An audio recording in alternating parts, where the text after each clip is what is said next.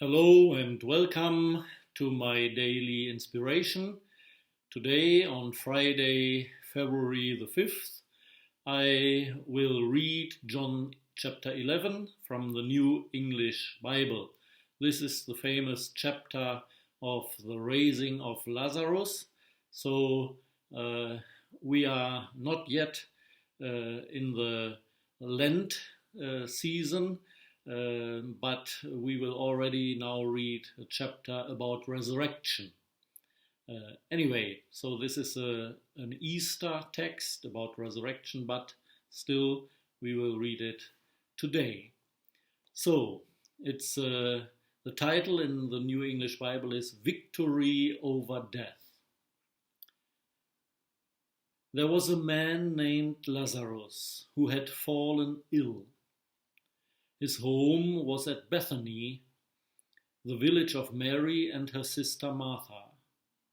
This Mary, whose brother Lazarus had fallen ill, was the woman who anointed the Lord with ointment and wiped his feet with her hair. The sisters sent a message to him, "Sir, you should know that your friend lies ill." When Jesus heard this, he said, "This illness will not end in death. It has come for the glory of God, to bring glory to the Son of God." And therefore, though he loved Martha and her sister and Lazarus, after hearing of his illness, Jesus waited for 2 days in the place where he was. After this, he said to his disciples, "Let us go back to Judea." "Rabbi," his disciples said, "it is not long since the Jews there were wanting to stone you. Are you going there again?" Jesus replied, "Are there not 12 hours of daylight? Anyone can walk in daytime without stumbling, because he sees the light of this world. But if he walks after nightfall, he stumbles, because the light fails him." After saying this, he added, "Our friend Lazarus has fallen asleep, but I shall go and wake him." The disciples said, "Master, if he has fallen asleep, he will recover." Jesus, however, had been speaking of his death, but they thought that he meant natural sleep. Then Jesus spoke out plainly, "Lazarus is dead. I am glad not to have been there. It will be for your good and for the good of your faith. But let us go to him." Thomas, called the twin, said to his fellow disciples, "Let us also go, that we may die with him." On his arrival, Jesus found that Lazarus had already been 4 days in the tomb. Bethany was just under 2 miles from Jerusalem, and many of the people had come from the city to Martha and Mary to condole with them on their brother's death. As soon as she heard that Jesus was on his way, Martha went to meet him, while Mary stayed at home. Martha said to Jesus, "If you had been here, sir, my brother would not have died. Even now I know that whatever you ask of God, God will grant you." Jesus said, "Your brother will rise again." "I know that he will rise again," said Martha, "at the resurrection, on the last day." Jesus said, "I am the resurrection and I am life. If a man has faith in me, even though he die, he shall come to life. And no one who is alive and has faith shall ever die. Do you believe this?" Lord, I do, she answered. I now believe that you are the Messiah, the Son of God who was to come into the world. With these words, she went to call her sister Mary, and taking her aside, she said, The Master is here. He is asking for you. When Mary heard this, she rose up quickly and went to him. Jesus had not yet reached the village, but he was still at the place where Martha had met him. The Jews who were in the house, condoling with Mary, when they saw her start up and leave the house, went after her, for they supposed that she was going to the tomb to weep there. So Mary came to the place where Jesus was. As soon as she caught sight of him, she fell at his feet and said, "Oh, sir, if you had only been here, my brother would not have died." When Jesus saw her weeping and the Jews, her companions, weeping, he sighed heavily and was deeply moved. "Where have you laid him?" he asked. They replied, "Come and see." Sir, Jesus wept. The Jews said, "How dearly he must have loved him." But some of them said, "Could not this man who opened the blind man's eyes have done something to keep Lazarus from dying?" Jesus again sighed deeply. Then he went over to the tomb.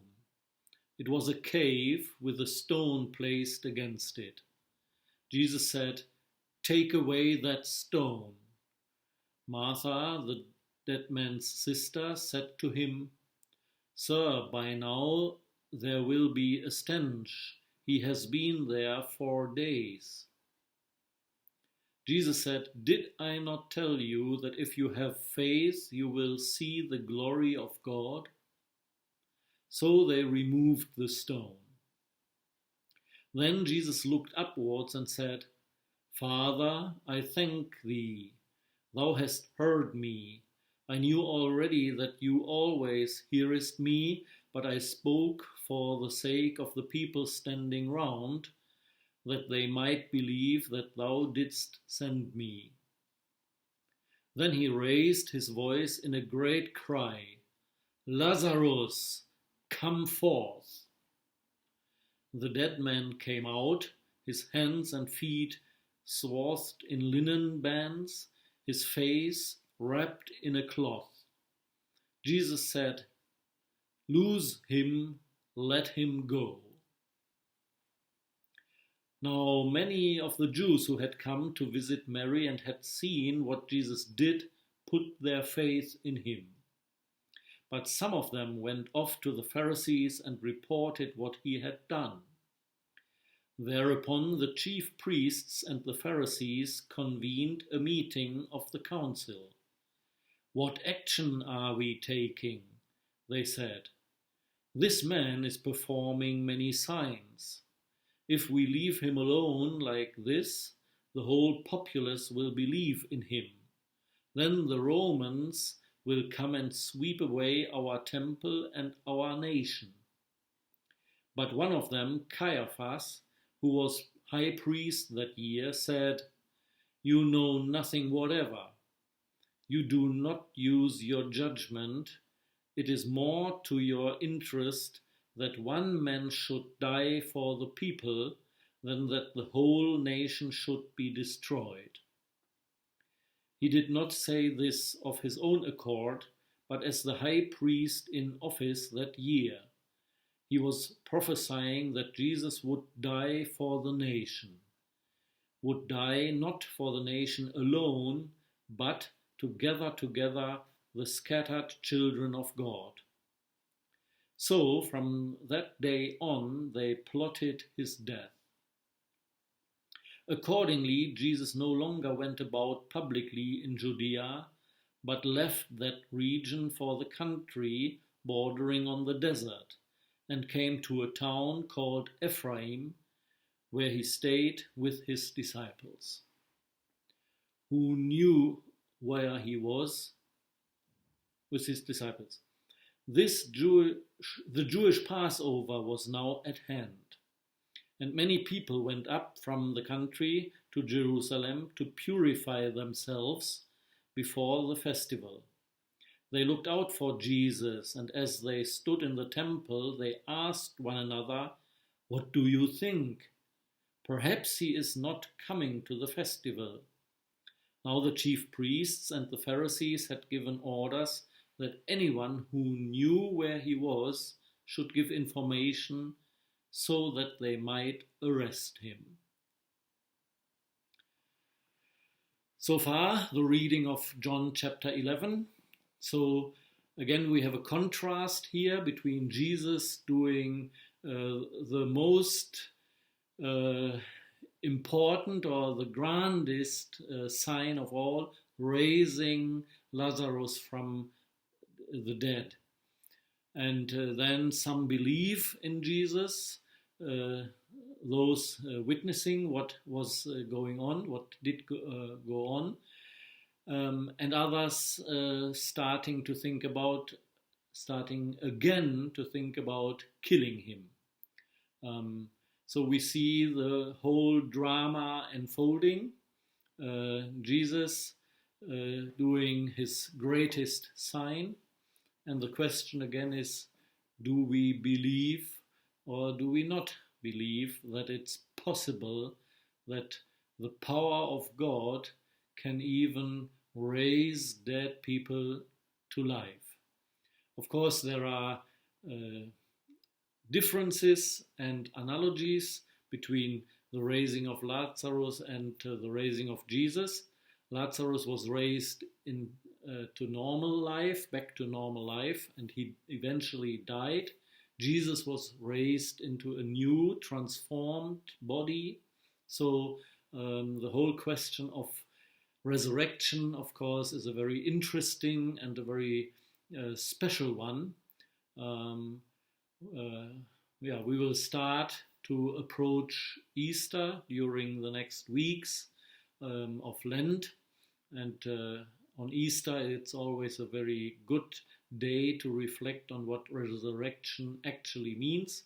But for now, the question is, how do you feel and react to the story of the raising of Lazarus?